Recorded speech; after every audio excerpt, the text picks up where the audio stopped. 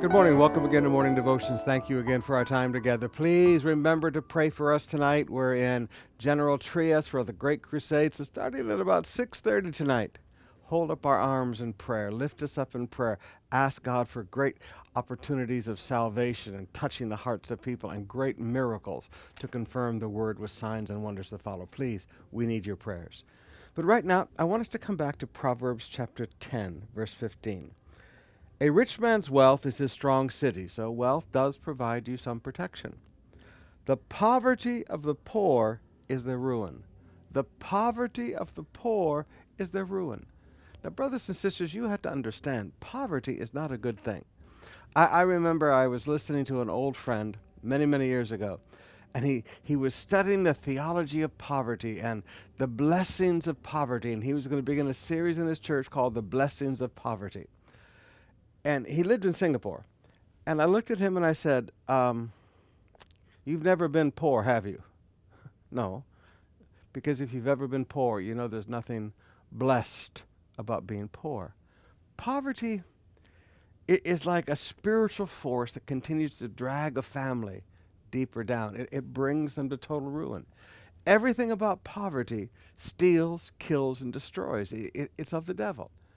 People don't have proper food to eat, so their physical bodies are torn up. They don't have money for medicine, so they get even sicker. That means they can't work. That means they have less food. Everything about poverty is this spiritual force of a downward spiral bringing a family into nothingness.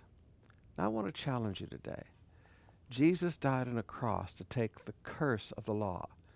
And if you go back to Deuteronomy 28, part of that curse of the law is failure and poverty. Jesus broke poverty off of your life.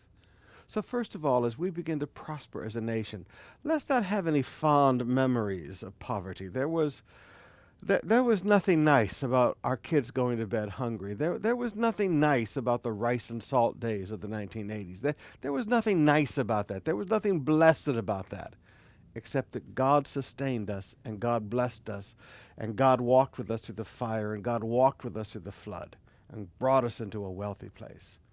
So number one, let's not have any fond memories. And number two, let's reach out to those in poverty. Let's go down to Aroma. Let's go down to Happy Land. Let's go out to Payatas. Let's go into these areas where people are poor.